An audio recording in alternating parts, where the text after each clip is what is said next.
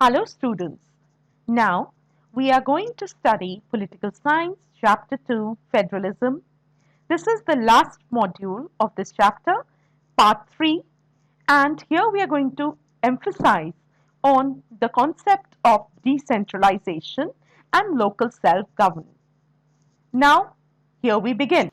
Now we come to another important aspect of the chapter, and that is decentralization, children. What is decentralization? First and foremost, what is the definition or what is the meaning of decentralization? In the literal sense of the word, it means when power is taken away from the central and state government and given to the local government.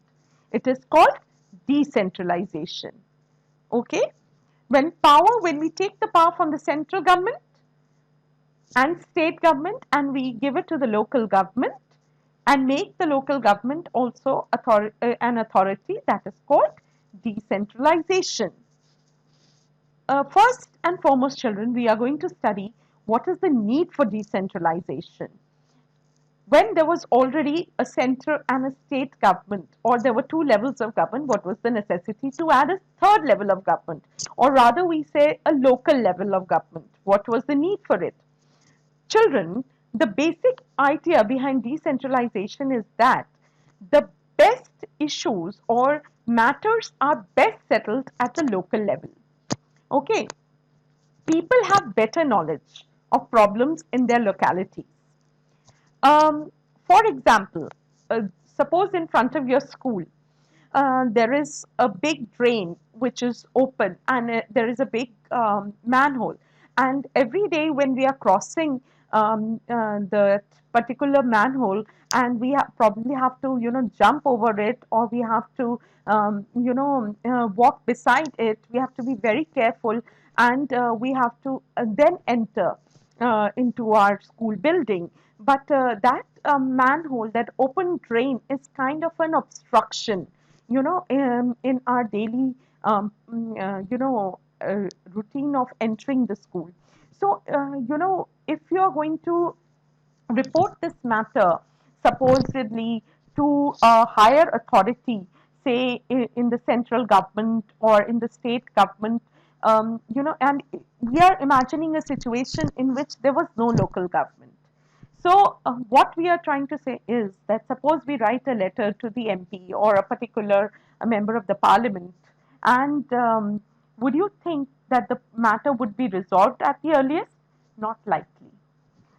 When we are going to approach a particular person who is living in that particular area and who is having the knowledge of that particular locality, right, the matter would be easily solved because the particular person who is belonging to that particular area or the local locality would have better understanding of what you are talking about. So they would manage things more efficiently. They also have an idea on how to spend the money within that particular area, because the local people or the local leader would understand the necessity of using that money. He would know the requirement of that area. Suppose there is need of street lights, okay, or suppose there is need for construction and repairing of roads.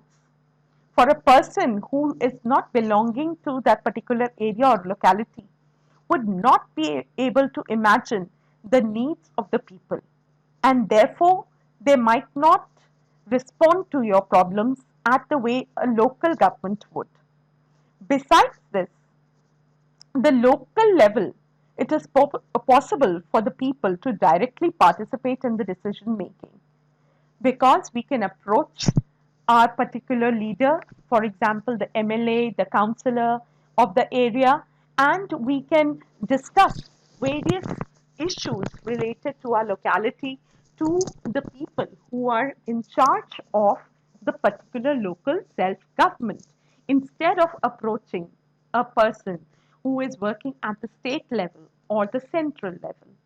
So a person who is working at the local level would have a better knowledge and understanding of the situation, and thereby they will try to solve our matter to the best of their ability because they have a sound understanding of the matter or the locality.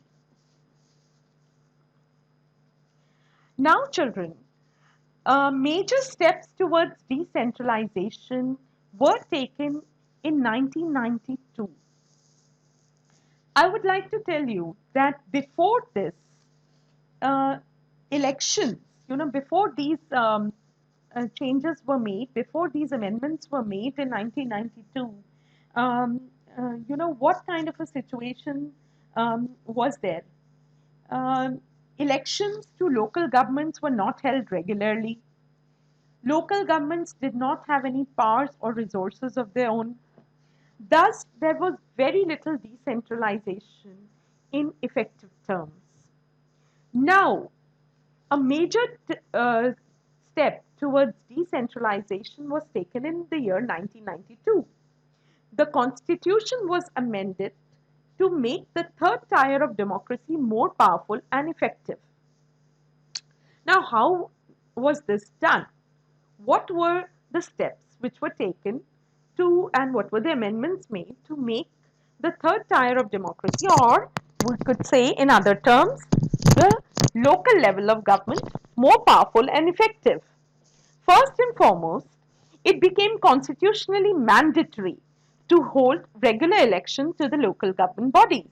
That means, for example, if elections were to be conducted, they would be conducted after a stipulated period of time, say 5 years, and it became constitutionally mandatory to conduct regular elections.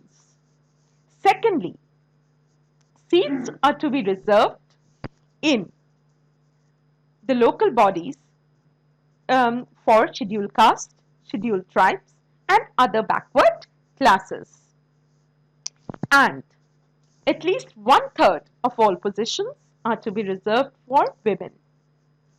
An independent institution called the State Election Commission has been created in each state to conduct panchayat and municipal elections. The state government are required to share some powers and revenue with the local government. The nature of this sharing, however, varies from one state to the other.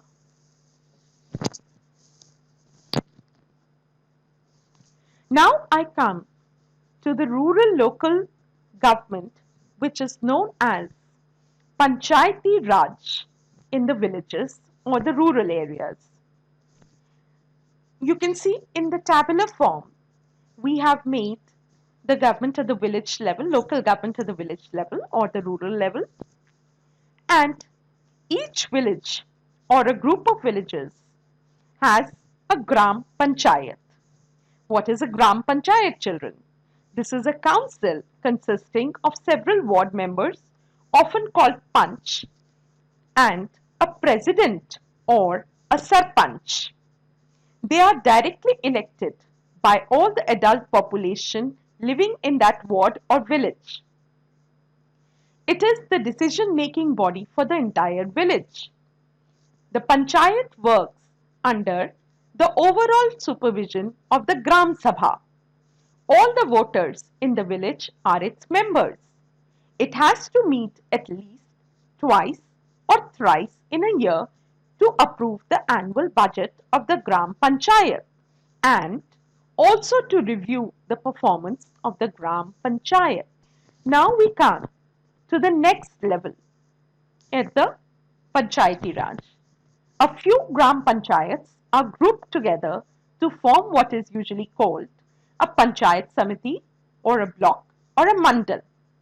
The members of this representative body are elected by the Panchayat members, and the head of the block or the Panchayat Samiti is the BDO or the Block Development Officer.